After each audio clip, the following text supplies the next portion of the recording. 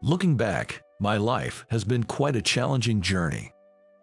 I've faced a lot of ridicule from people, which has been frustrating at times. But maybe those experiences fueled my determination to strive harder. My name is Ethan, and I'm a 32-year-old man. Currently, I live alone, having moved out of my parents' house. My family runs a farm, and my classmates often mock me for that. One classmate in particular, Ashley, a wealthy and beautiful girl, was especially mean to me. Ashley, a middle school classmate, would flaunt expensive brand name items that no typical middle schooler could afford. Our school had a rule against bringing expensive items, but she ignored it and would bring things like a Louis Vuitton wallet, wear a Burberry scarf, or carry a Dior pouch. She loved showing them off to everyone in the class. I found her quite annoying, but I never confronted her about it. However, one day when I wore a hand-knitted scarf to school, Ashley made a point of ridiculing it. "Ew, what's with that tacky scarf? Is it hand-knitted?" "Yes, it is. What's wrong with that? Is it really that bad?" "Yeah, it's super tacky. Did your mom knit it or something?" "Yes, my mom made it for me." "Oh my gosh, that's hilarious. So poor that you can't even buy stuff. She must have unraveled an old sweater to make it, right? Typical of poor people." "Well, actually, wearing such trash and not feeling ashamed, well, it suits a poor person like you." After saying these hurtful things, Ashley burst into laughter. I was very displeased but decided to ignore her and move on. This scarf was indeed made by my mom, who bought new yarn to knit it, not unraveling an old sweater. But I knew any explanation would sound like an excuse to her, someone with a brand supremacy mindset. Ashley seemed only interested in brand names, disregarding everything else. Once, she nonchalantly threw away a barely used eraser, saying, "I don't need this anymore." She clearly didn't value things. Coming from a less affluent family, I couldn't easily ask my parents for new stationery. So, when Ashley discarded her eraser, I considered picking it up, but my classmates noticed and ridiculed me for it. The next day, they started calling me a thief and a beggar. "Ew, it's so creepy that you're picking up stuff I threw away. It's unbelievable that you can't afford something as cheap as an eraser. This is why I hate poor people. But it's still usable, and it seems wasteful not to pick it up. But I threw it away, so it's mine, right? Don't steal things, you thief." This is the epitome of being a thief. I thought once thrown away, it wasn't her property anymore, but since I took it from the trash, I couldn't argue back. Being called a pervert and creepy was harsh, but I realized it might be intimidating for a girl to see a boy rummaging through her discarded items. After that, I refrained from looking for usable items Ashley might have thrown away. I didn't want to do this, but we had limited means and few alternatives. My parents worked hard, but no matter how much they worked, we never became wealthy. We're a fruit farming family, and our income is subject to the whims of the weather. If a storm hits before the harvest, it can ruin all the crops. My family, consisting solely of my parents running a farm, worked tirelessly but barely made enough to get by day to day. So, our meals were always simple. For breakfast, we just had bread, and my lunchbox typically contained bread with strawberry jam, with an occasional sausages when I was lucky. Dinner was also modest. Having macaroni cheese with bacon was considered a luxury. Ashley, being wealthy, would always talk about eating high-quality beef, or snacking on sweets from prestigious shops and fruits in elegant wooden boxes her mother ordered. She even said she couldn't possibly eat the fruits produced by our humble farm. It was one thing for her to mock me, but insulting the fruits my parents worked so hard to grow really made my blood boil. With these feelings, I graduated from middle school. After middle school, I decided to work in agriculture with my parents. We had limited funds and couldn't afford to send me to high school. I thought it would be better to take over the family farm rather than burden my parents with the expense of further education. Right when I was in my third year of middle school, my father got injured and had difficulty walking. So, I had to take the lead in farming. My father taught me all about farming, leaning on his cane. Every day, I worked hard, getting covered in mud, dedicated to the farm. No matter how cold or hot it was, I never missed a day of farm work. Even when I had a fever, I would endure and work, not wanting to put all the burden on my mom. Thinking about everyone else enjoying their high school life made me want to cry at times. But I made a vow to work for the sake of our farm, setting aside my sadness and immersing myself in the work. Time flew, and before I knew it, I was in my 30s. One day, I came home from work and found an invitation to a class reunion in the mailbox. I wasn't keen on going, but then I remembered a girl from my class who I was interested in. Her name was Lisa. Hoping she was still single and thinking about talking to her, I decided to attend. I wasn't eager to see Ashley, but for the chance to meet Lisa, I got ready. Then, I headed to the 5-star hotel where the reunion was being held. Our hometown is in a rural area, but it does have a 5-star hotel. When I arrived at the grand banquet hall, a woman who stood out caught my eye. "Ah, that's Ashley." I recognized her instantly. Her voice and the way she spoke hadn't changed much. She was flaunting a Louis Vuitton bag on her lap. "You know, I'm really having a hard time. Working for a major company is just so exhausting. I'm so busy, I feel like I could collapse any moment. But I'm trusted by my boss and I'm delivering results. Haha." So, Ashley works for a major corporation. Her family is wealthy, so she probably doesn't need to work. But it was clear she was working as a temporary measure until marriage. "But you know, if I find the right man, I'll have to quit my job. My father says I should become a housewife after getting married. My mother is a housewife too, so that's probably the best path for a woman after marriage. Oh, where could my Prince Charming be?" I thought it was unusual to work with the intention of quitting, but it was her career, so it didn't concern me. She wasn't causing me any trouble. Instead, I started looking around for Lisa. Lisa was the only girl who defended me when I was being harassed in middle school. I wanted to thank her and see her again. All the women had applied makeup and changed their appearances, so it was difficult to recognize them. But they were wearing name tags, so I searched for her by that. There she is. Lisa was wearing a light green cocktail dress with a pearl necklace and holding a white bag. Her hair was styled in a soft perm. Back in middle school, she had the typical look of a class representative with braided pigtails and glasses, but she had changed so much, it took me by surprise. Yet, her kind aura hadn't changed. I approached Lisa to thank her for helping me back then. "Hey, I'm Ethan. Do you remember me?" "Oh, Ethan, it's been so long." "I'm glad you remember. Hey, thanks for helping me out in middle school. It really meant a lot to me." "Ahaha, you don't need to thank me for that. After all, helping someone in trouble is just the right thing to do, isn't it?" Lisa said it was the obvious thing to do, but I wondered how many people in this world would actually act on that obviousness. Because she stood up for a poor guy like me, Lisa ended up being disliked by the other girls. By the end of middle school, she was often left sitting alone.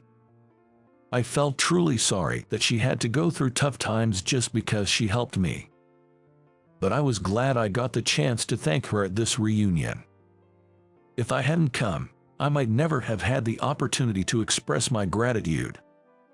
After all, I didn't know Lisa's contact information and had no idea what she had been up to since then. While I was having a pleasant chat with Lisa, Ashley approached us, her high heels clicking on the floor. She stood in front of me, smiling slyly. "Oh, Ethan, what are you doing here?" "I came for the reunion." A reunion? There's no place for a poor person like you here. I don't need to hear that from you, Ashley. Who do you think you're talking to? I come from a wealthy family, graduated from a prestigious university, and work at a major corporation. You're just a farmer. There's no seat for you here. That's not for you to decide, Ashley. Hut, a bottom-rung person like you can't even pay the participation fee, right? Why don't you just go home? Oh, is that so? Then I leave. Ahahaha, poor people are so pathetic. Can't even afford a measly $50. Ashley laughed her usual haughty laugh. I then made a phone call. Lisa looked a bit troubled beside me. Okay, I'm heading there now. Ah, is your dad coming to pick you up in his little truck? No, it's not that. Another classmate who had been in the restroom came back into the banquet hall, shouting, "Wow, there's an amazing car outside. A Porsche Cayman. Really? Maybe my father has come to pick me up." But he didn't say anything about buying a Cayman. Ashley seemed to think it was her father who had arrived. She was puzzled as her father hadn't mentioned buying a Cayman. Maybe it's a surprise for me. That would be nice. My birthday is coming up soon. Ashley headed towards the entrance. I, and then everyone else, followed her to the entrance.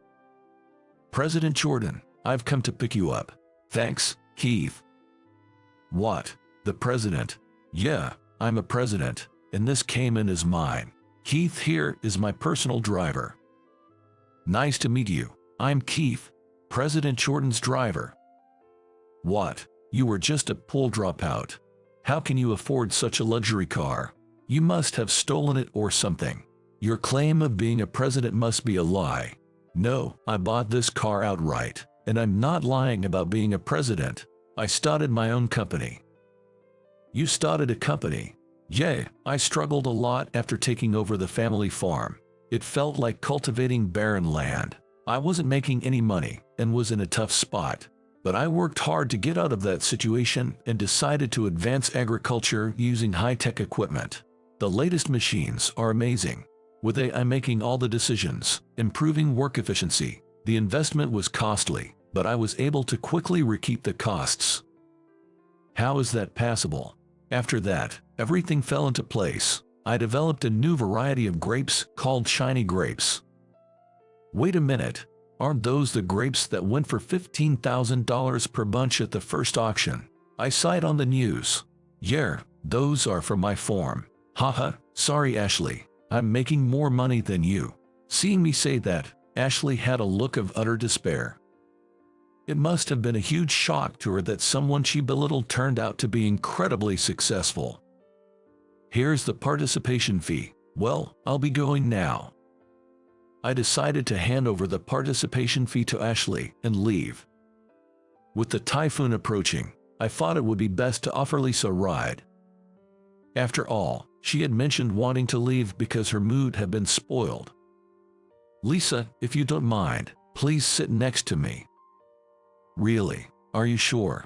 Yeah, it's tough to go back in this weather, right? Besides, the station is a bit far from here, and taking a taxi would be expensive. Thank you, then I'll accept your offer. Wait a minute.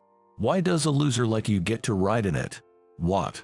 I deserve to ride in the Cayman more than you. Move. But Ashley was acting as if she had the right to get into my car. I hadn't invited her, and I was puzzled why she felt she deserved it more. Sure, I picked up erasers she threw away in middle school, so I was called shameless. But Ashley was being just as presumptuous. If she wanted to ride in a Cayman so badly, she could buy one herself or have her father buy it for her. Keith, let's go. Right away, sir. Then, goodbye. What? You don't have to come back, you know. I wouldn't even if you didn't say it. Keith, my driver, drove us away from the luxury hotel. I planned to drop Lisa off at her home first. It was pouring outside, and she had lost her umbrella, so she was in trouble. Sorry, I'm so clumsy that I lost it. Don't worry, everyone loses things sometimes. Still, Ethan, you've worked hard. Becoming a president, I had no idea. I've been busy since then. Didn't get to meet many people. A lot happened. A lot, huh? Yeah, it was really tough until the agriculture business succeeded. My father passed away, you know. I was covered in mud every day, trying to figure things out. I see, you had a hard time.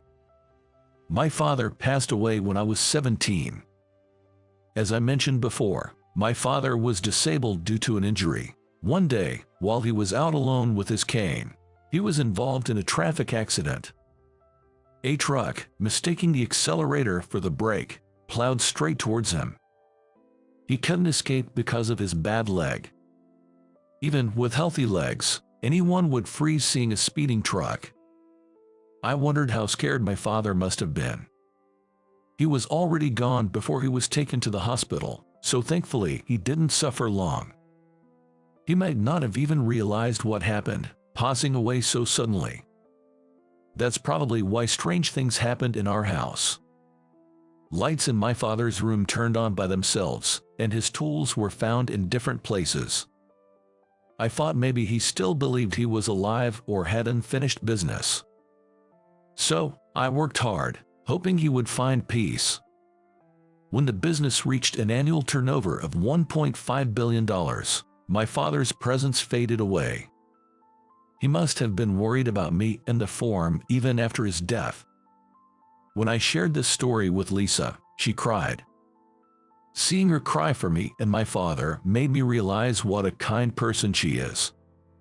She took a handkerchief from her bag and dabbed her eyes. Her eyes, slightly smudged from the eyeshadow, hadn't changed much since middle school.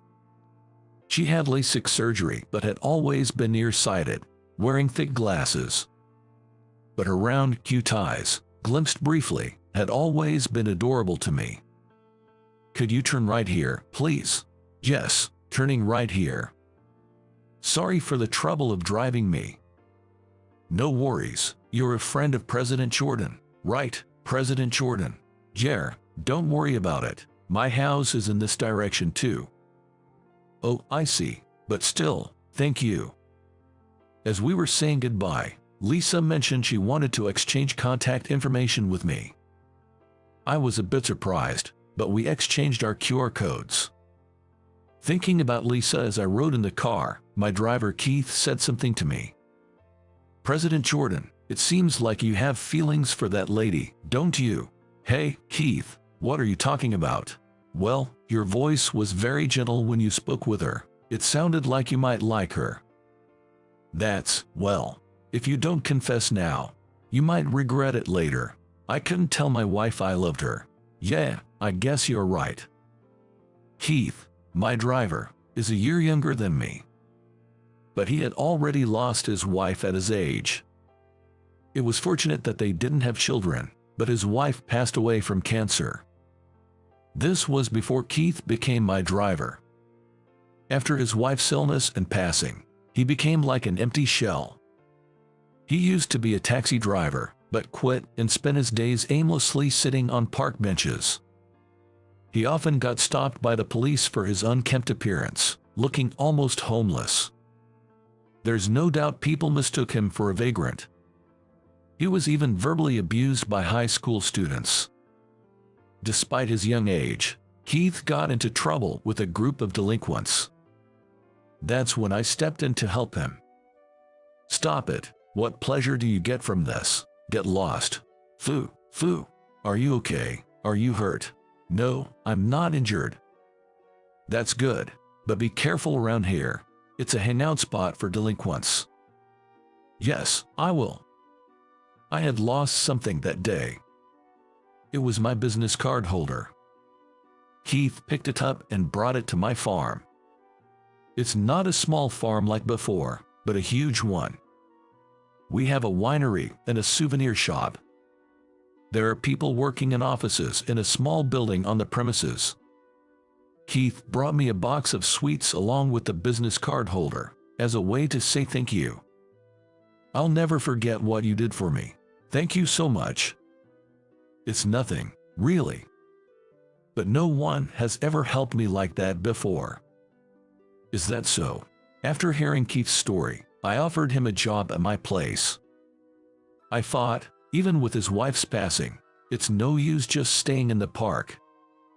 Rather than running out of money and actually becoming homeless, it would be safer and more secure for him to work as a driver for me. I was shy and never managed to tell my wife I loved her. People are fragile and fleeting, so make sure you're prepared for anything and have no regrets. Yeah, hearing that from you, Keith, it carries more weight. I want you to be even happier, President Jordan. After all, you've been through a lot too. It's nice to hear that from you, Keith. You're kind. You're the kind one, President Jordan. You helped me when I was completely down. Not everyone would do that. Come to think of it, Lisa used to say that helping someone in trouble was just natural. I never thought I was capable of such things, but I realized that I had unknowingly helped a person named Keith. After that thought, Keith drove me back to the high-rise apartment. Currently, my mother and I live on the 25th floor of this high-rise. We live in the same building but in separate apartments. The reason is that I'm so busy with work and always in a hurry, so I didn't want to inconvenience my mother. Hence, we live on the same floor. And my mother says that she doesn't want any future daughter-in-law to suffer living with her mother-in-law. A wife, huh? Can I really handle that? As I mused at the entrance, the image of a woman floated into my mind. It was Lisa from earlier. What would life be like if Lisa were my wife? She's kind-hearted and has such a cute smile. She would surely be a source of comfort. Although she was a serious committee chairperson, she couldn't stop laughing once she started, which might brighten up our home. I found myself thinking. I absently gazed at the cell phone in my pocket. And then, a message from Lisa came through. From Lisa, "Thank you, I'll treat you next time," she sent. Unsure how to reply, I sent a dog sticker with "OK" written on it. Was that too indifferent? I wondered, but replying to someone you're interested in takes courage. If I had to type a normal message, I probably would have frozen on the spot for about an hour, not knowing what to say. Because I've never really messaged or called women outside of work and am not well versed in matters of love. After that, I was constantly filled with a heart-wrenching feeling as I thought about Lisa. I had a dinner date planned with Lisa, but I was uncertain about what to wear. Since I had no sense of fashion, I searched online for trendy clothes and then went to a store. I ended up buying the entire outfit displayed on a mannequin, from top to bottom. Then, I headed out to meet Lisa for dinner. Lisa had chosen the restaurant. I felt guilty about being treated by a lady, but I decided to gratefully accept Lisa's kindness. She was wearing a black dress and a cardigan. Her heels were modestly high. The bag she carried was the same white one she had before. "Sorry for asking you to come all this way. I really wanted to thank you," she said. "No, I should be the one apologizing for being treated," I replied. "Don't worry about it. I'm truly grateful for that time you gave me a ride," she responded. "I see," I said. We walked to the restaurant. The restaurant Lisa had reserved was a stylish French place. She had ordered a course meal, and a vibrant colored appetizer was placed before us. Just looking at it was a feast for the eyes. Then came the soup and the fish dishes. I thanked Lisa in my heart and savored the delicious meal. Lisa also smiled and enjoyed her food.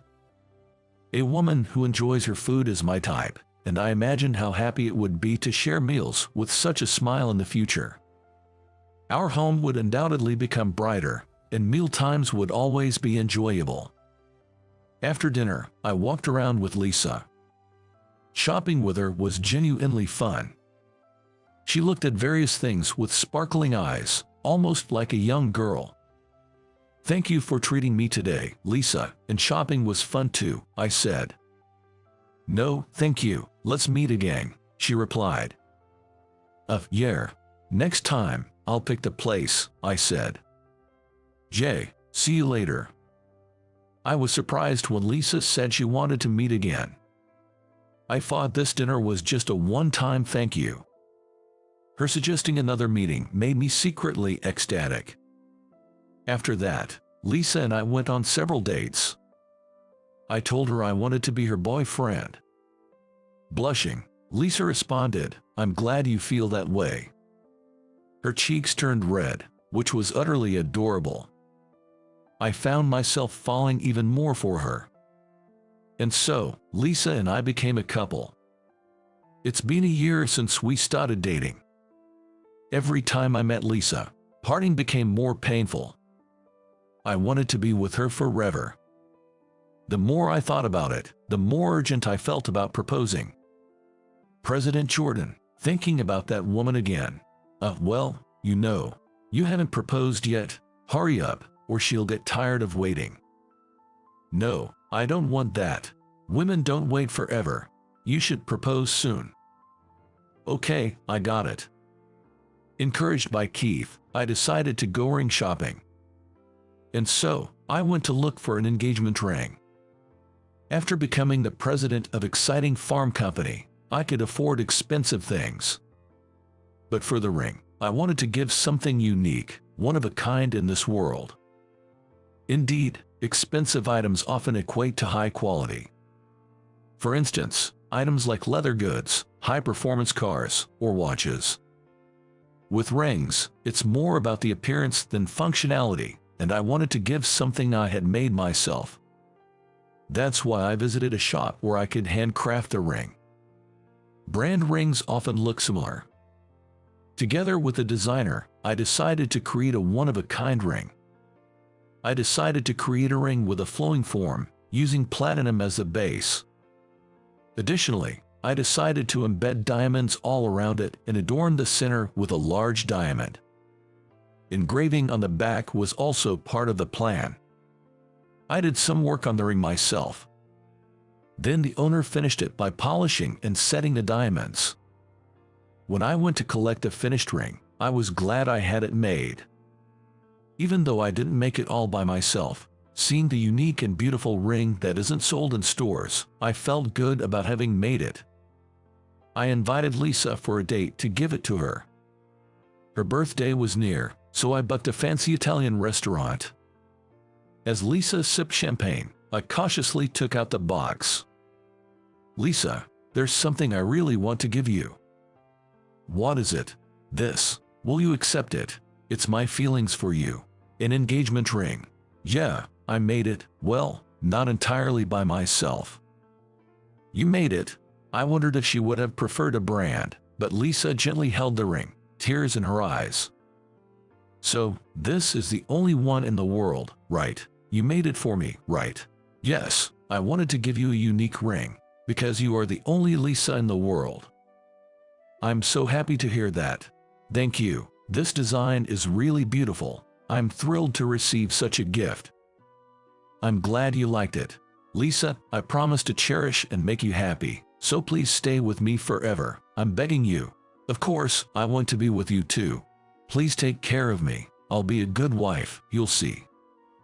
Yes. And with that, our marriage was decided. Our parents agreed, and Lisa and I started looking for a wedding venue. Keith attended our wedding. He gave us his blessings and was moved to tears. Having endured tough times himself, I couldn't help but pray for Keith's happiness. If he hadn't encouraged me, I probably still wouldn't have proposed to Lisa. My mother brought a photo of my father. Somehow, it seemed like he was smiling in the picture.